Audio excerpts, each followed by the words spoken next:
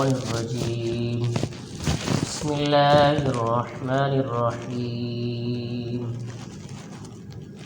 الله لا إله إلا هو الحي القيوم لا تأخذه سنة ولا نوم له ما في السماوات وما في الأرض من ذا الذي يشفع عنده إلا بإذنه يعلم ما بين أيديهم وما خلفهم ولا يحيطون بشيء من علمه إلا بما شاء وسع كرسيه السماوات والأرض ولا يؤوده حفظهما وهو العلي العظيم صدق الله العظيم وصدق رسوله النبي الكريم ونحن على ذلك لمن الشاهدين والشاكرين والحمد لله رب العالمين۔ آیت الکرسی کا ترجمہ اور تفسیر ہو رہا تھا۔ اللہ تعالیٰ ارشاد فرماتے ہیں اللہ لا الہ الا هو الحی القیوم، کہ وہ اللہ ہے، اس کے علاوہ کوئی معبود نہیں، وہ ہمیشہ سے زندہ ہے اور قائم رکھنے والا ہے۔ لا تأخذہ سنۃ ولا نوم، نہ اس کو نیند آتی ہے نہ اس کو اونگ آتی ہے، ہر حال میں وہ ہر وقت ہر آن ہر گھڑی اپنے بندوں پر نظر کیے ہوئے ہیں اور اس کو نیند بھی نہیں آتی۔ انسان ہے وہ سو جاتا ہے لیکن اللہ نیند سے بھی پاک ہے۔ اور اللہ تعالیٰ اسی طرح سے الحی، ہمیشہ سے زندہ ہے، نہ وہ خود کسی کی اولاد ہے نہ آگے اس کی کوئی اولاد ہے، لم یلد ولم یولد، وہ ہمیشہ سے ہے القیوم، اور وہ لوگوں کو قائم رکھنے والا ہے، لوگوں کو زندگی بخشنے والا ہے، اور وہ خود اپنی زندگی سے کسی کا محتاج نہیں، اپنی زندگی میں اور اپنے قائم رہنے میں اور قائم کرنے میں کسی کا محتاج نہیں۔ وہ وحدہ لا شریک ہے، اپنی ذات میں بھی اکیلا ہے اور اپنی صفات میں بھی اکیلا ہے، اس کا کوئی شریک نہیں، نہ اس کی ذات میں نہ اس کی صفات میں۔ لا تأخذہ سنۃ ولا نوم، جیسے انسانوں کو نیند آتی ہے، انسانوں کو اونگ آتی ہے اور وہ بیٹھے بیٹھے ہی سو جاتے ہیں یا لیٹ کر سو جاتے ہیں، اللہ ہر حال میں ہر قسم کی نیند اور اونگ سے پاک، اس کے قریب بھی نہیں آ سکتی۔ لہ ما فی السماوات و ما فی الارض، وہ سب کو سلاتا ہے اور خود نیند سے پاک ہے، سب کو کھلاتا اور پلاتا ہے لیکن خود کھانے پینے سے پاک ہے، تمام عیبوں سے پاک ہے۔ القدوس، اللہ کی ذات ایسی ہے کہ جس میں کوئی عیب نہیں ہے۔ الرحمن الرحیم، اور وہ سب سے بڑا مہربان اور سب سے زیادہ رحم کرنے والا ہے۔ اللہ تعالیٰ کی تمام صفات اس کی اپنی ہیں۔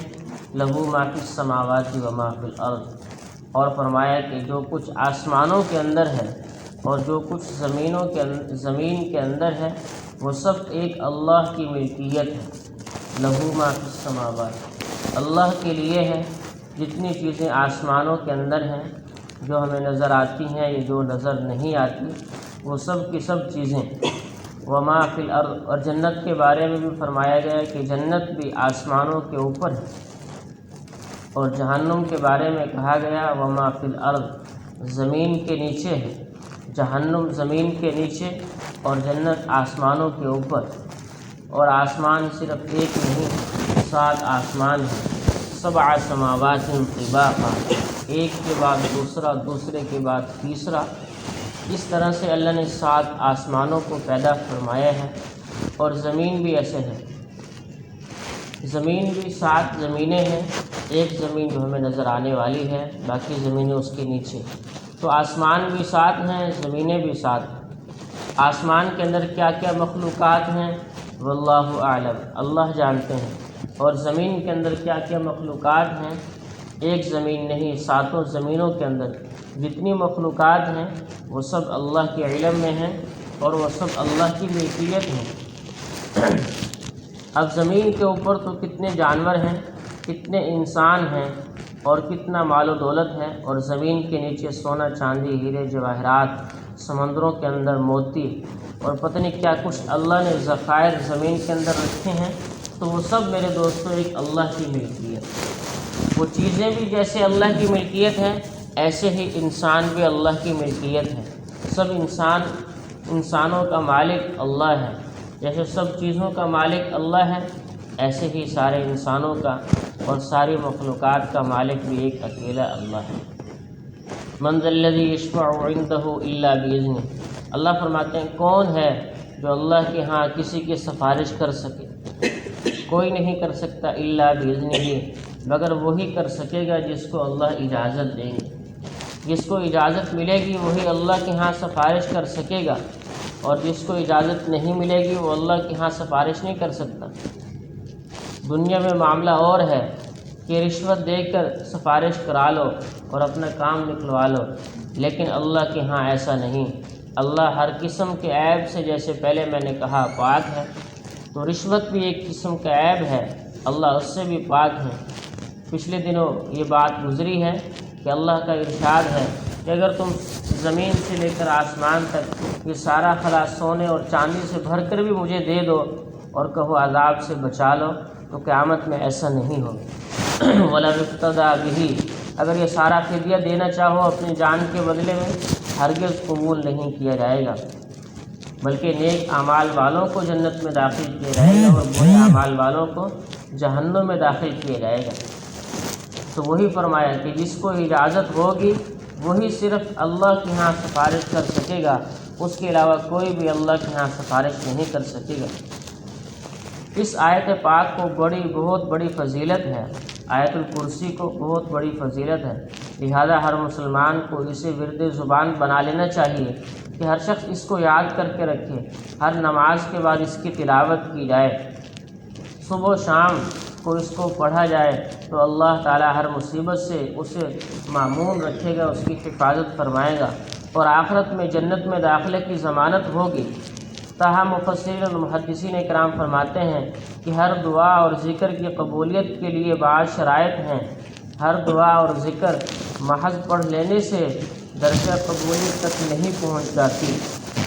قبولیت دعا کے لیے ضروری ہے کہ دعا پڑھنے والا فرائض سے خالی نہ ہو۔ اللہ تعالیٰ نے اس پر نماز روزہ فرض کیا ہے تو ان کا تارک نہ ہو، بلکہ انہیں پورا کرنے والا ہو، اور پھر اس کا رزق بھی حلال ہو، اس کا کھانا پینا اور پہننا بھی حرام سے پاک کا ہو، سب کا سب حلال ہو۔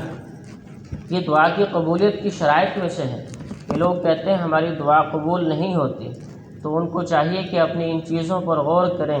کیا ہم نماز اور روزہ اور حج اور زکوٰۃ اور قرآن کی تلاوت، کیا یہ اعمال ہمارے پورے ہیں؟ اور اسی طرح سے رزق ہمارا حلال کا ہے یا حرام کا ہے؟ ہم جو روزی کما رہے ہیں، جو رزق کماتے ہیں، وہ جھوٹ بول کر کماتے ہیں یا سچ بول کر کماتے ہیں؟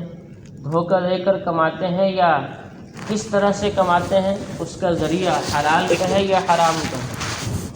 اور پھر اس کا کھانا اور پینا حرام کا ہے یا حلال کا؟ حلال کو کھانا ہے اور حلال کو اختیار کرنا ہے، حرام سے اپنے آپ کو بچانا، یہ دعا کی قبولیت کی علامت اور شرائط میں سے ہے۔ اور یہ بھی قبولیت کی شرط ہے کہ انسان حد الامکان امر بالمعروف اور نہی عن المنکر پر عمل کرتا رہے۔ ترمذی شریف کی حدیث میں آتا ہے ان اللہ لا يقبل دعاء عن قلب غافل، کہ بے شک اللہ تعالیٰ غافل دل کی دعا قبول نہیں کرتے۔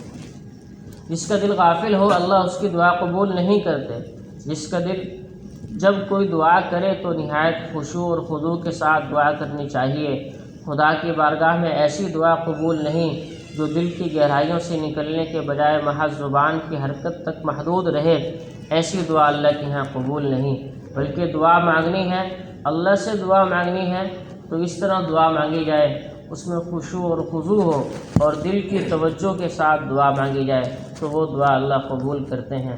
اللہ ہمیں ہر حال میں عمل کی توفیق عطا فرمائے۔ وما علینا الا البلاغ۔ مزید انشاءاللہ کل بات۔ الحمدللہ رب العالمین۔